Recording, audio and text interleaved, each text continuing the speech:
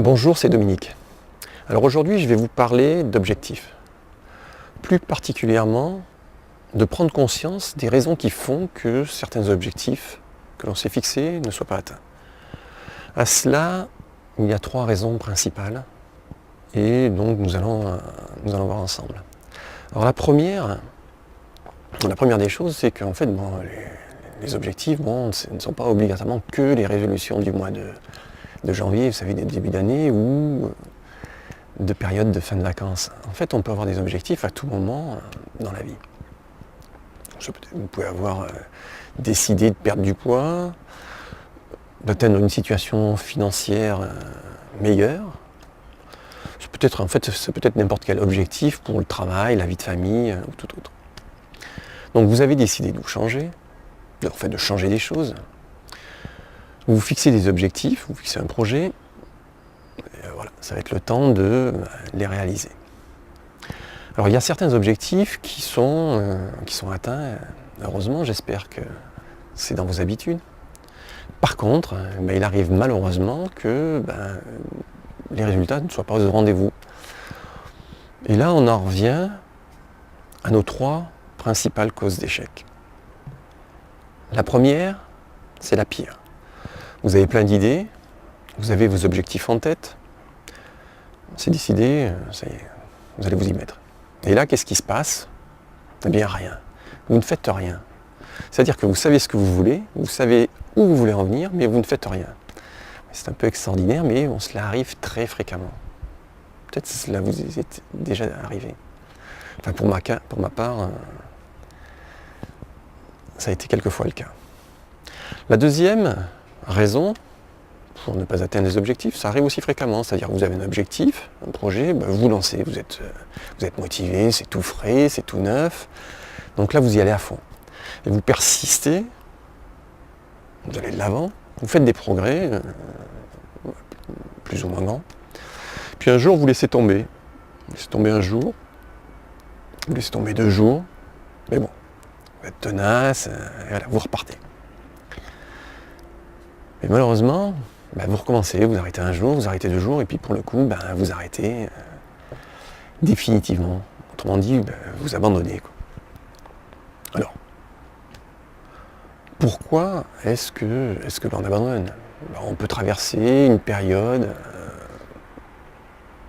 de moins bien.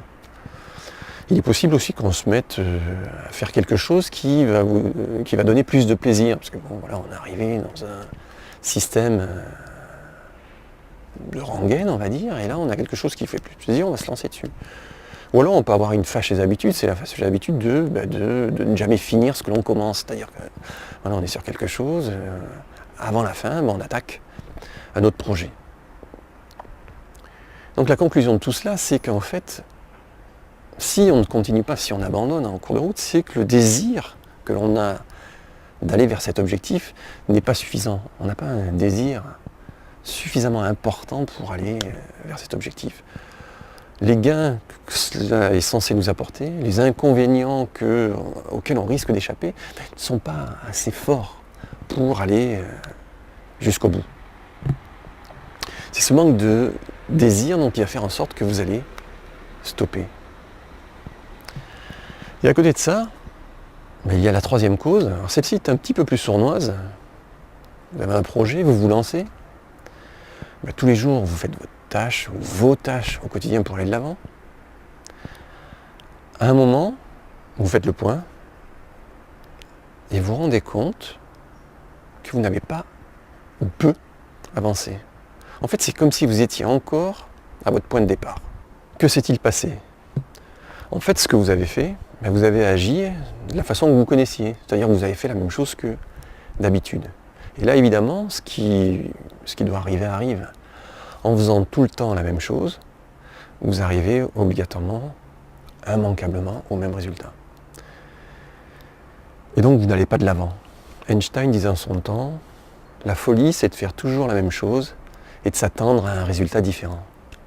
Imaginez, par exemple, vous avez décidé de perdre du poids, vous vous mettez à l'exercice, vous faites du sport, vous adaptez votre alimentation, mais à côté de cela, vous continuez à boire des sodas, à boire des petits apéritifs. Autrement dit, vous continuez des mauvaises habitudes qui vont faire en sorte qu'elles vont ruiner tout le bénéfice de ce que vous avez gagné.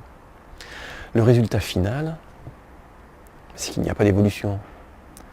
Vous restez au moins de points. Donc à faire des choses identiques, vous obtiendrez des résultats identiques. Si vous avez un projet, c'est quelque chose que vous n'avez pas actuellement. Donc il va falloir agir différemment.